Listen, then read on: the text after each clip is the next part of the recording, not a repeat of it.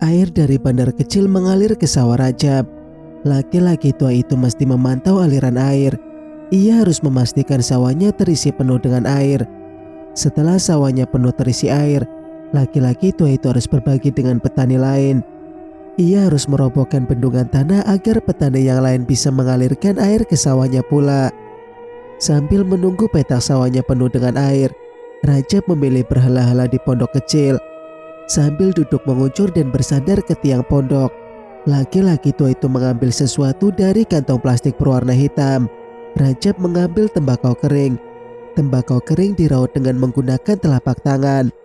Tembakau itu kemudian dimasukkan dalam lipatan daun nipah.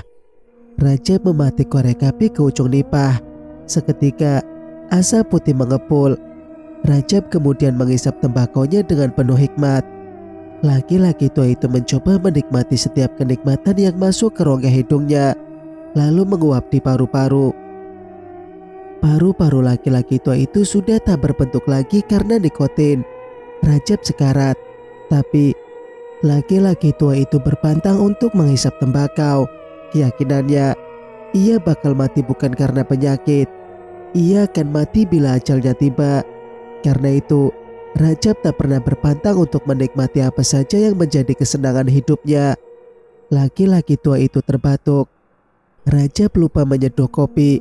Padahal, laki-laki itu sudah membawa gelas, bubuk kopi, gula, dan air panas yang diletakkan di dalam termos kecil. Laki-laki tua itu kemudian teringat untuk membuat segelas kopi hitam.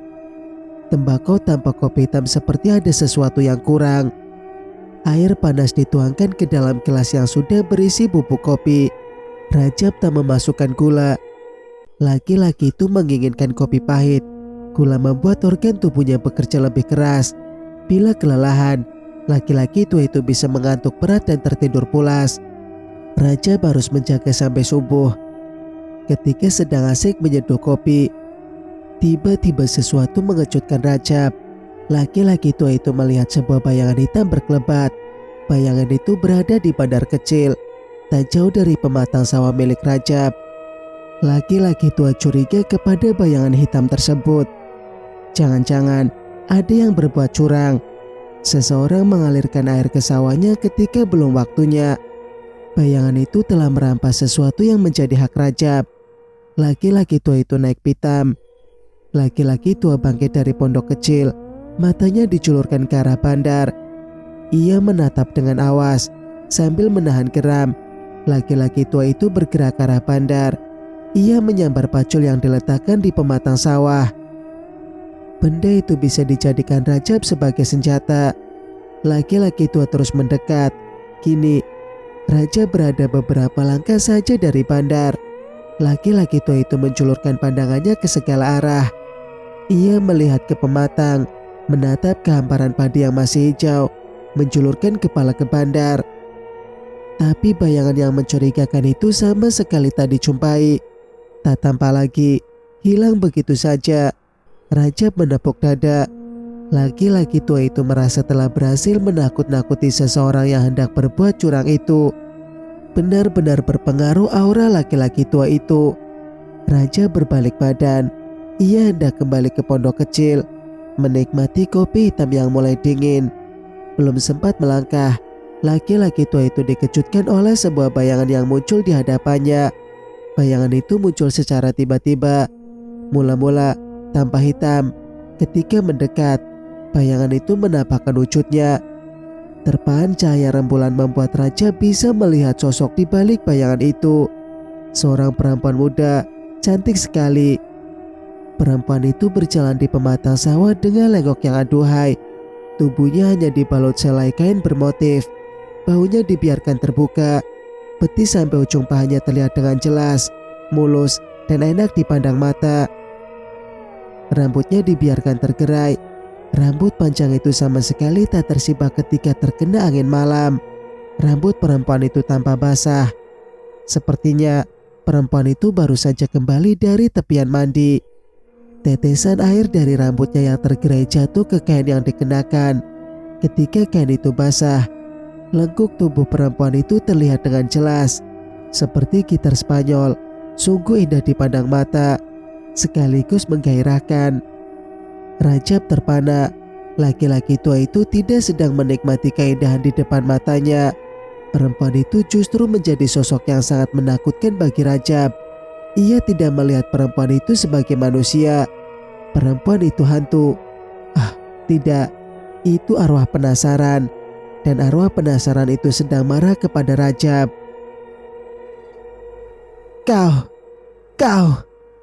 Kau sudah mati. Pergilah. Rajab berteriak kepada perempuan itu. Sekuat tenaga, Rajab menghindar dari perempuan tersebut.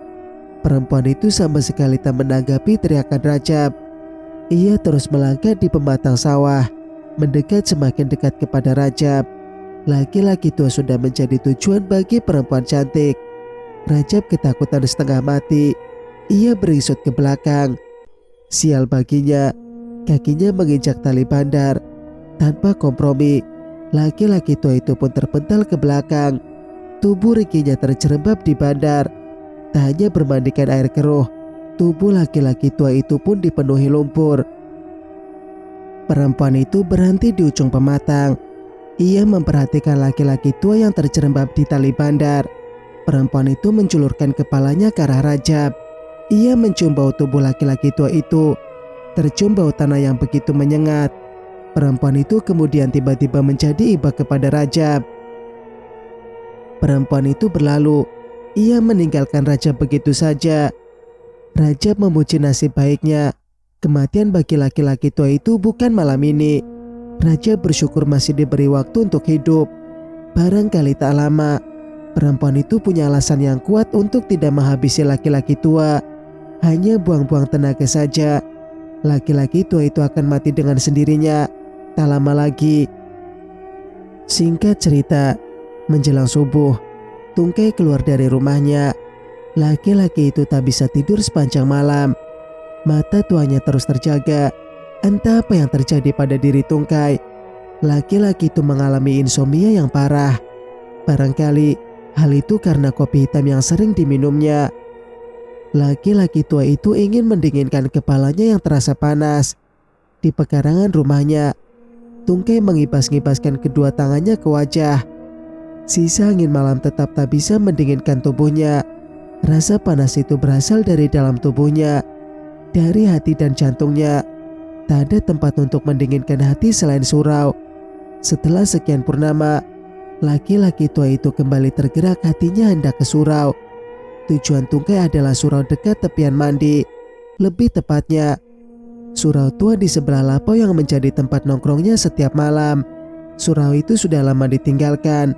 Di tempat itu, Tungkai bisa menenangkan diri tanpa terusik dengan yang lain. Laki-laki tua itu sampai di pekarangan surau.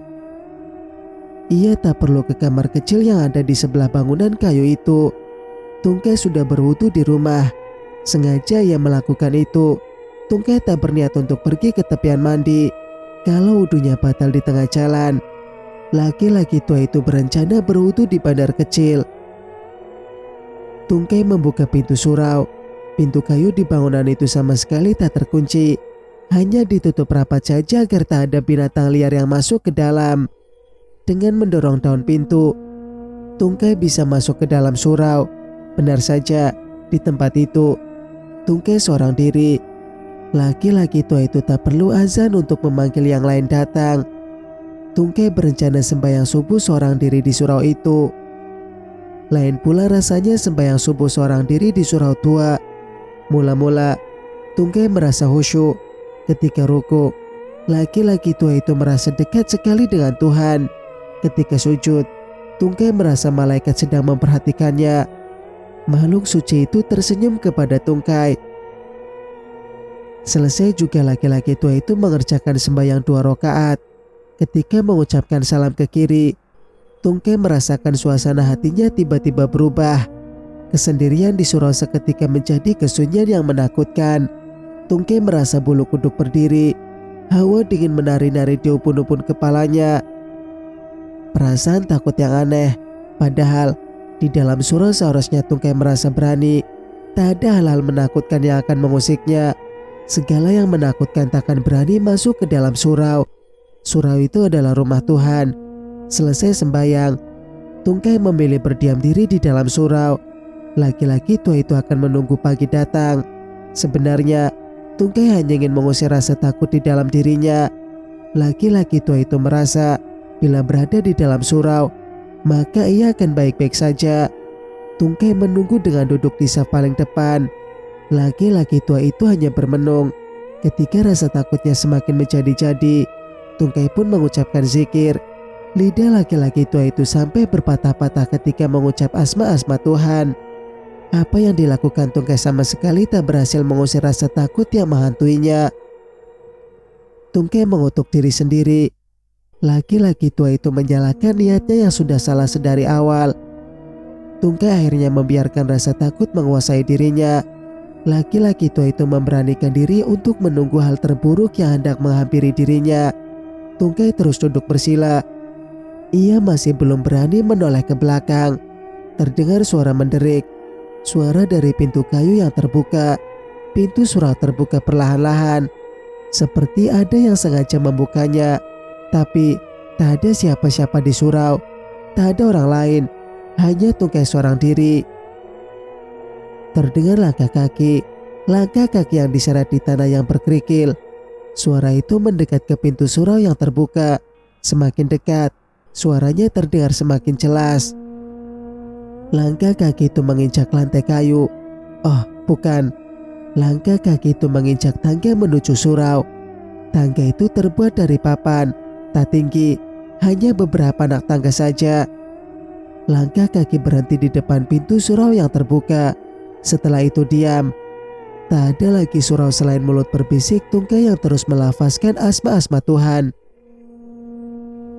Beberapa saat kemudian, Tungkai merasa heran dengan suasana yang tiba-tiba berubah hening. Laki-laki tua itu kemudian memberanikan diri membalikkan badan. Dengan rasa takut yang masih berkayut di tubuhnya, laki-laki tua itu melihat ke arah pintu. Pintu kayu itu tampak terbuka lebar. Di luar masih gelap, tapi Tungkai sudah bisa melihat sedikit cahaya yang jatuh dari atas langit. Itu sisa cahaya bulan. Terpahan sisa cahaya bulan menciptakan remang-remang di pekarangan surau. Tak ada apa-apa di luar. Tungkai menghela napas panjang. Lega rasa hatinya. Tapi rasa itu cuma sekejap. Tiba-tiba dari remang-remang cahaya muncul sebuah bayangan. Bayangan itu mula-mula tampak hitam. Melangkah di atas tanah berkerikil. Berjalan perlahan-lahan ke arah pintu surau yang terbuka. Ketika sampai di anak tangga kayu, bayangan itu menampakkan wujudnya. Sosok perempuan berdiri di bawah daun pintu. Perempuan cantik dengan rambut panjang tergerai. Rambut itu tampak basah. Butir-butir air menetes dari ujung-ujungnya, jatuh ke bahu yang dibiarkan terbuka. Perempuan itu hanya menutup tubuhnya dengan selembar kain bermotif batik. Kain yang basah. Perempuan itu baru saja kembali dari tepian mandi. Tungkai terperanjat. Kau, perempuan itu. Tak mungkin kau hidup kembali. Tungkai melihat perempuan cantik dengan rasa takut setengah mati. Tak sengaja, laki-laki tua itu beringsut ke belakang. Gerakannya terlalu ceroboh. Tubuh Tungkai terjungkal di bawah mimbar. Tungkai merasa perih di pundaknya. Laki-laki tua itu memaksakan diri untuk bangkit. Belum sempat terduduk, sesuatu tiba-tiba menghantam kepalanya. Itu tongkat kayu yang dibiarkan bersandar di atas mimbar. Karena hantaman tubuh Tungkai, tongkat kayu terpental menerpa tubuh laki-laki tua itu. Laki-laki tua itu pun hilang kesadaran. Singkat cerita, suasana di lapau yang terletak di sebelah surau itu tampak biasa. Masih ramai orang berkunjung ke sana. Tapi orang-orang di lapau terdiam dalam hening. Wajah-wajah mereka terlihat tegang, seperti ada sesuatu yang menghantui pikiran mereka. Tungkai duduk di bangku panjang. Laki-laki itu duduk agak jauh di sudut. Laki-laki itu duduk agak jauh ke sudut. Tungkai sepertinya sengaja menghindari pekarangan surau. Laki-laki tua itu bahkan enggan untuk melihat ke arah surau. Sebisa mungkin ia membuang muka. Tentu saja, Tungkai memendam trauma dengan tempat itu. Entah bagaimana kejadiannya, Pagi-pagi sekali ia menemukan tubuhnya tergeletak di pinggir jalan. Tungkai terbangun seperti seorang pemabuk yang sempat kehilangan akal sehat. Orang-orang yang berlalu lalang di jalan besar hanya memperhatikan laki-laki tua itu. Orang-orang yang berlalu lalang di jalan besar hanya memperhatikan laki-laki tua itu. Tak ada yang berani mendekati Tungkai. Laki-laki tua itu kehilangan muka, merasa malu sekali. Nama baikku seperti diinjak-injak. Hilang sudah harga diriku. Tungkai mengasihani dirinya sendiri. Memangnya kau minum tuak di mana? Minumnya entah di mana. Mabuknya di sini. Benar-benar buruk nasibmu. Nian bukannya prihatin, tapi laki-laki itu malah menyindir. Merah telinga Tungkai mendengar perkataan Nian. Aku ini laki-laki yang sudah insaf. Tak pernah aku meneguk tuak setitik pun. Tungkai menapik tuduhan Nian. Lalu, kenapa kau sampai tertidur di jalan seperti orang yang habis mabuk? Nian masih belum percaya dengan Tungkai. Tungkai menghela napas panjang. Laki-laki itu mengumpulkan semua keberanian. Agak berat ia menceritakan kejadian menakutkan yang dialaminya tadi malam. Kejadiannya tak masuk di akal. Sehabis aku sembahyang subuh di surau, aku didatangi oleh seorang perempuan. Perempuan yang kembali dari tepian mandi. Arwah yang kembali dari kematian. Menakutkan sekali. Tungkai tak sengaja menggigit ujung lidahnya sendiri. Bukannya merasa takut, Nian malah tertawa. Kejadian yang dialami Tungkai dianggap sebagai dongeng oleh laki-laki itu. Kenapa kau tak berkenalan dengannya? Cari tahu alamat rumahnya sekarang. Lalu, kawini dia. Jadikan istri keempat. Tak rugi kau mendapatkan istri yang cantik, muda pula. Kalau tak segan dengan orang-orang yang ada di Lapau, ingin rasanya Tungkai melemparkan sandalnya kepada Nian. Mulut laki-laki itu sudah seperti mulut perempuan saja, berbisa. Benar, perempuan itu bangkit dari kematiannya. Tungkai meyakinkan Nian. Nian kembali tertawa terbahak-bahak. Kau seperti kanak-kanak saja. Mana ada arwah penasaran. Itu hanyalah cerita petakut untuk anak-anak. Tungkai menyesal telah menceritakan kejadian menakutkan yang dialaminya. Ia malah menjadi olok-olok orang di Lapau. Laki-laki tua itu langsung mengambil ancang-ancang. Tungkai ingin segera meninggalkan Lapau, walaupun petang baru saja datang. Perempuan itu juga mendatangiku. Sebuah suara tiba-tiba menyela. Rajab yang berbicara. Orang-orang yang berada di Lapau serempak mengarah pandangan kepada Rajab. Orang-orang yang berada di Lapau serempak mengarahkan pandangan kepada Rajab. Orang-orang menunggu cerita tak kalah menakutkan dari laki-laki tua itu. Kalau Rajab yang bercerita, orang-orang lebih percaya. Kau juga mengalami kejadian yang sama? Tungkai bertanya penasaran. Laki-laki itu tak jadi pergi meninggalkan Lapau. Ia duduk kembali di bangku panjang. Seperti apa kejadiannya? Tungkai siap mendengarkan cerita dari Rajab. Tadi malam, seperti biasa aku pergi ke sawah. Di tengah malam, aku melihat sebuah bayangan di pintu air dekat bandar kecil. Aku kira bayangan itu seseorang yang hendak mencuri air. Rupanya itu bayangan seorang perempuan. Ia menakutiku. Sampai-sampai aku terjungkal di bandar. Beruntung, perempuan itu tak berniat menyelakaiku. Rajab menyeruput kopi untuk mengakhiri ceritanya. Tungkai memandang terpana. Apa yang dialami Rajab mirip dengan kejadian yang menimpanya. Tungkai tiba-tiba merasakan takut setelah mendengar cerita Rajab. Rasa itu kembali datang. Perempuan itu hendak menuntut balas. Sekarang aku dan Rajab. Selanjutnya pasti yang lain. Tungkai melayangkan pandangan kepada orang-orang di Lapau. Laki-laki tua itu hendak menularkan rasa takut. Orang-orang di Lapau terpengaruh dengan perkataan Tungkai. Mereka mulai gelisah, masing-masing memeriksa telapak kaki. Telapak kaki terasa dingin. Rasa takut itu kini menjangkiti orang-orang, tapi tidak bagi Nian. Laki-laki itu tersenyum-senyum kecil. Nian menyembunyikan tawanya di dalam hati. Berhentilah menakuti orang-orang. Simpan saja cerita kalian itu untuk anak dan cucu. Bisa juga kalian menakuti istri-istri kalian dengan cerita itu.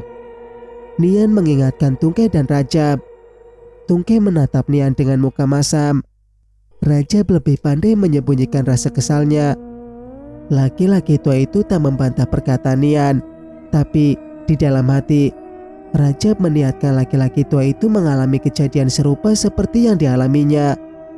Niat Rajab lebih buruk. Ia mengutuk Nian akan mati tegak melihat arwah perempuan dari tepian mandi itu. Singkat cerita, malam semakin larut. Satu persatu, orang-orang meninggalkan Lapau. Tungkai pulang lebih cepat. Laki-laki itu tak berani pulang sendirian. Ia menunggu Rajab untuk pulang bersama dirinya. Sementara Nian pulang paling belakang. Laki-laki itu sangat menikmati cerita dari Tungkai dan Rajab. Ia ingin mendengarkan cerita lain dari orang-orang di Lapau. Setelah Lapau sepi tak berorang, barulah Nian pulang. Laki-laki itu berjalan seorang diri. Tangan kanannya memegang senter. Benda itu dijadikan sebagai alat penerang. Nian tak perlu merasa takut dengan kelamnya malam. Di tengah jalan, Nian merasakan sesuatu yang aneh dengan pencernaannya. Ada sesuatu yang mendesak untuk dikeluarkan. Laki-laki itu hendak buang air kecil. Barangkali hal itu disebabkan karena ia terlalu banyak minum kopi. Entah beberapa gelas dihabiskannya tadi. Nian mencari-cari tempat untuk buang air kecil. Tak ada tempat di sepanjang jalan kampung itu. Nian seharusnya tak perlu risau. Ia bisa saja kencing di sembarang tempat. Takkan ada yang melihatnya. Laki-laki itu melihat bandar kecil di tepian jalan. Kincir-kincir kepalanya langsung berjalan. Nian bergegas menuju ke bandar kecil. Laki-laki itu mencari pijakan agar tak terjerembab di tanah berlumpur. Setelah menemukan pijakan, laki-laki itu pun membuka resleting celana. Air seni seketika ditumpahkan seperti luapan di air di dalam telaga. Nian melepaskan napas panjang. Laki-laki itu merasa lega sekali. Selesai laki-laki itu buang air kecil, Nian kembali ke jalan besar untuk melanjutkan perjalanan pulang. Baru saja melangkah, tiba-tiba laki-laki itu dikejutkan oleh kemunculan sesosok bayangan di bandar kecil. Bayangan itu perlahan-lahan berubah wujud menjadi seorang perempuan. Perempuan itu muncul dari tali bandar. Nian menelan ludah. Laki-laki itu merasa bersalah sekali. Tak sengaja, ia telah mengencingi perempuan itu. Perempuan yang aneh.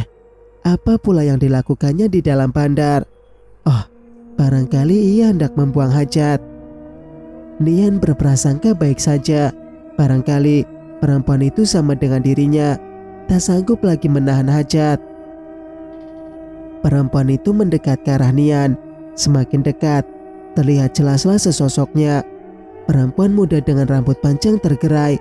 Tubuh dibalut selembar kain yang sudah basah. Tampak jelas lekuk tubuhnya. Sungguh menggoda. Nian tak sekalipun berkedip. Laki-laki itu terpana. Nian memuji keberuntungannya malam itu. Bertemu perempuan muda dan seksi di malam-malam buta.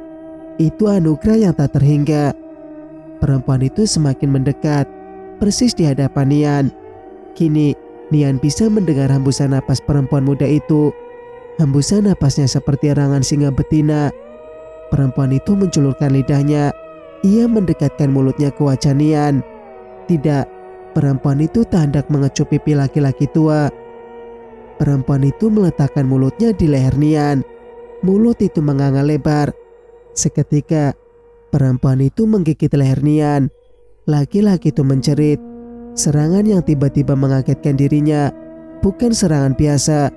Gigitan perempuan itu sangat mematikan, menciptakan luka yang sangat dalam di leher Nian. Nian mundur ke belakang menjauhi perempuan muda. Ia memegangi leher yang terluka. Terasa darah segar muncrat dari luka tersebut. Nian pun mendapatkan urat lehernya menyembul keluar. "Tolong! Tolong! Tolong!" Nian berteriak. Teriakannya memecah malam. Laki-laki itu panik. Laki-laki itu berlari ke segala arah. Tak tentu arah hendak dituju. Tak butuh waktu lama. Nian pun merasakan letih yang amat sangat. Tubuhnya lemas seketika. Nian terjerembab ke tanah. Laki-laki itu mati kehabisan darah. Singkat cerita, selepas zuhur, Aida keluar dari rumahnya. Matahari yang sedang berada di ubun-ubun kepala membuat rumahnya terasa gerah. Aida hendak duduk-duduk di beranda rumah, menikmati hembusan angin sepoi-sepoi. Tak susah mengusir gerah di kampung. Perempuan itu duduk di kursi kayu. Di depannya, Aida meletakkan meja kecil. Meja kecil sengaja diambil dari ruang belakang. Di atas meja kecil ada segelas teh manis dan sepiring singkong goreng. Merasakan hembusan angin dengan ditemani teh manis dan singkong goreng terasa begitu nikmat. Kesenangan di kampung ternyata begitu mudah dan murah. Kesendirian di rumah kayu itu ternyata cukup menyenangkan. Tapi kesenangan itu tak berlangsung lama. Tiba-tiba Aida dikejutkan oleh segerombolan orang di jalan kecil di depan pekarangan rumahnya. Perempuan itu terkejut. Jangan-jangan gerombolan itu adalah orang-orang yang sama yang hendak berbuat buruk kepada dirinya. Aida bangkit dari kursi kayu. Ia bergegas menuju ke pintu. Perempuan itu hendak masuk ke dalam rumah, lalu mengunci pintu rapat-rapat. Bersembunyi di dalam rumah adalah pilihan yang tepat untuk lari dari gerombolan itu. Orang-orang itu sama sekali tak berhenti di depan pekarangan rumah Aida. Mereka terus berjalan ke ujung jalan. Sungguh aneh. Orang-orang itu menuju ke arah yang biasa dilewati peladang dan pemburu binatang liar. Aida berhenti di depan pintu. Ia sama sekali tak mendengar keriuhan. Orang-orang itu sama sekali tak membuat suara. Mereka diam. Aida jadi penasaran. Bagaimana mungkin kemarahan dilampiaskan dalam diam? Perempuan itu kemudian membalikkan badan. Ia tak jadi masuk ke dalam rumah. Perempuan itu memilih mencuri pandang ke jalan kecil di pekarangan rumahnya. Di jalan kecil, Aida melihat gerombolan yang berbeda. Beberapa laki-laki mengangkat sesuatu yang ditutupi kain berwarna hijau tua. Di kain itu tertulis sesuatu dalam tulisan Arab. Sejumlah laki-laki itu sedang memikul keranda mayat. Aida menjadi penasaran. Siapa yang mati? Di mana dikuburkan? Sekian lama berada di rumah ibunya, Aida tidak pernah tahu kalau di ujung jalan kecil di depan rumah itu ada pemakaman. Tak pernah sebelumnya Aida melihat orang-orang mengusung keranda mayat di depan rumahnya. Aida melangkah di pekarangan rumah. Rasa penasaran membuat perempuan itu melangkah sampai ke jalan kecil. Ia hendak bertanya kepada orang-orang yang tercecer dari rombongan pengantar jenazah. Tapi Aida tak berani mencegat orang-orang itu. Aida hanya berdiri di pinggir jalan, menatap rombongan pengantar jenazah hilang dari pandangan. Ketika rombongan pengantar jenazah menghilang, Aida melihat Taci sedang berdiri di pekarangan rumahnya. Rupanya, perempuan tua itu juga penasaran dengan rombongan pengantar jenazah. Aida melangkah ke seberang jalan. Ia menghampiri Taci di seberang jalan. "Ada yang meninggal. Siapa?" Aida menyapa Taci dengan sebuah pertanyaan. "Nian. Kematiannya dikabarkan di surau, masjid, dan musola. Kau itu seharusnya membuka telinga lebar-lebar." Taci menjawab pertanyaan Aida dengan suara ketus. Aida merasa bersalah. Selama ini, ia malah sengaja menutup telinganya rapat-rapat. Segala kabar yang berseliweran dianggap angin lalu saja. Masuk kuping kiri, keluar di kuping kanan. Aida hanya berbasa-basi di hadapan Taci. Sebenarnya, ia sama sekali tak peduli dengan orang yang mati. Aida pun tak mengenal nama yang disebutkan Taci. "Apa penyebab kematian laki-laki itu? Apakah ia sakit?" Aida hanya ingin melampiaskan rasa penasaran. Kematian yang mengenaskan. Laki-laki tua itu diterkam binatang buas. Bukan binatang sembarangan. Itu binatang jadi-jadian. Taci tampak serius dengan jawabannya. Tak sengaja, Aida menelan ludahnya sendiri. Taci mengabarkan sebuah kejadian yang menyeramkan. Perempuan tua itu telah berhasil membuat keberanian Aida seketika anjlok. Aida jadi mati ketakutan. Apakah binatang jadi-jadian itu akan mengambil korban yang lain? Sebuah sapa binatang itu bermacam pertanyaan menari-nari di kepala Aida.